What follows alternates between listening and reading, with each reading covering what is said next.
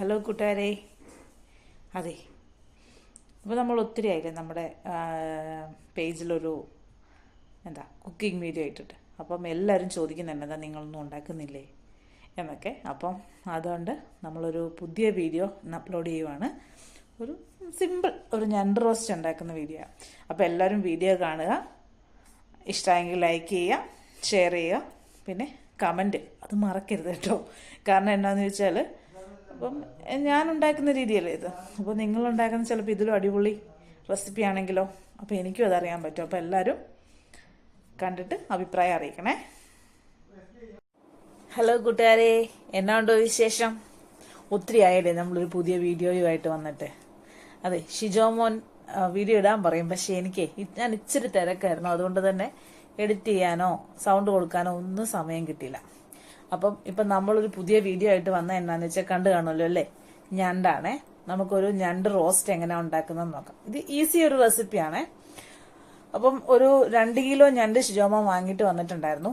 അത് ഞാൻ നന്നായിട്ട് ക്ലീൻ ചെയ്തെടുത്തിട്ടുണ്ട്. അപ്പം ഞണ്ട് ക്ലീൻ ചെയ്യുന്ന വീഡിയോ എടുക്കാൻ മറന്നുപോയി. ഇനിയത്തെ പ്രാവശ്യം ആയിക്കോട്ടെ. അപ്പം അതിന് വേണ്ട സാധനങ്ങളെല്ലാം എടുത്ത് വെച്ചിട്ടുണ്ട്. എന്തൊക്കെയാണെന്ന് നോക്കാം. നമ്മൾ എണ്ണ ചൂടാക്കി കടുകും ഉലുവായും പൊട്ടിച്ചെടുത്തിട്ടുണ്ട്. കൂട്ടത്തിൽ കുറച്ചേറെ ഇഞ്ചി വെളുത്തുള്ളി വഴറ്റുക. അപ്പം ഞണ്ട് പൊതുവെ ശകലം മധുരമുള്ള ഫ്ലഷാണ് ഞണ്ടിന്. അതുകൊണ്ട് തന്നെ നമ്മൾ സാധാരണ മിക്കവരും സവോള കുറച്ചേ ചേർക്കാറുള്ളൂ.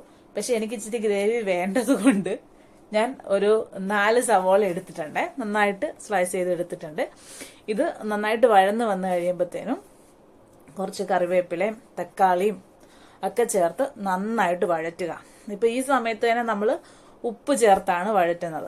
അതുപോലെ തന്നെ ഒരു കാര്യം എന്ന് പറഞ്ഞാൽ ചിലർ ഞണ്ട് വെള്ളത്തിൽ തിളപ്പിച്ച് പൊളിക്കുന്ന അങ്ങനെയൊക്കെ ചെയ്യുന്ന ഞാൻ കേട്ട്. അപ്പം ഇത് നമ്മൾ ഞണ്ട് അല്ലാതെ തന്നെ പൊളിച്ചെടുക്കണം, എങ്കിലേ ഉള്ളൂ ഞണ്ട് നമ്മൾ ആ വെള്ളത്തിൽ തിളപ്പിക്കുമ്പോൾ അതിൻ്റെ ഉള്ള ആ ഒരു ടേസ്റ്റൊക്കെ അതെന്താ പറയുക, അതിൻ്റെ ആ ഒരു ഗുണമെല്ലാം വെള്ളത്തിൽ പോകില്ല. അതുകൊണ്ട് തന്നെ നമ്മളത് പച്ചയ്ക്ക് പൊളിച്ചെടുക്കുന്നതാണ് ഏറ്റവും നല്ലത്. അപ്പം ഇതിന് നമ്മൾ കുറച്ച് മുളക് പൊടി കൂടുതൽ എടുക്കണം. ഇതിന് 2 കിലോ എന്ന് പറയുമ്പോൾ പൊളിച്ച് വരുമ്പോൾ 1 കിലോ ഒക്കെ ഉണ്ടാവുള്ളൂ. അതുകൊണ്ട് തന്നെ നമ്മൾ ഒരു 2 ടേബിൾ സ്പൂൺ മുളക് പൊടി എടുത്തിട്ടുണ്ട്. അതിനനുസരിച്ച് 1 സ്പൂൺ മല്ലിപ്പൊടി, ഒരു 1.5 ടീസ്പൂൺ മീറ്റ് മസാല എടുത്തിട്ടുണ്ട്. ഞണ്ടിന് ചെറിയ പുളിക്ക് പുളിവെള്ളം വേണമെങ്കിൽ ചേർക്കാം, അല്ലെ കുടംപുളി ചേർക്കാം. ഞാൻ തക്കാളിക്ക് എടുത്തുകൊണ്ട് എക്സ്ട്രാ പുളിയൊന്നും ചേർക്കുന്നില്ല.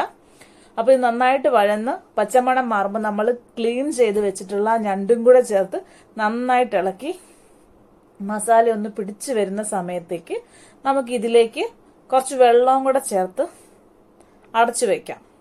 ഉപ്പ് ഈ സമയത്ത് കറക്റ്റ് പാകത്തിന് നോക്കിക്കോണം. ചില എരിവ് കൂട്ടി വെക്കണം കേട്ടോ, അല്ലെങ്കിൽ ഞണ്ടിനും ഈ സബോളയ്ക്കും എല്ലാം ഒരു ചെറിയ മധുരമുണ്ട്.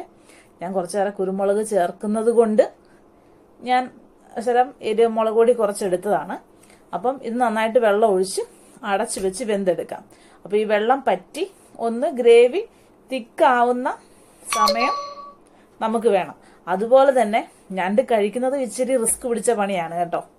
അതൊക്കെ കടിച്ചു പറിച്ചൊക്കെ എടുക്കണമെങ്കിൽ കുറച്ച് ക്ഷമയും വേണം. ക്ഷമയും ഉണ്ടേ മാത്രമേ ഉള്ളൂ നമുക്ക് ഞണ്ട് കറി കഴിക്കാൻ പറ്റുള്ളൂ.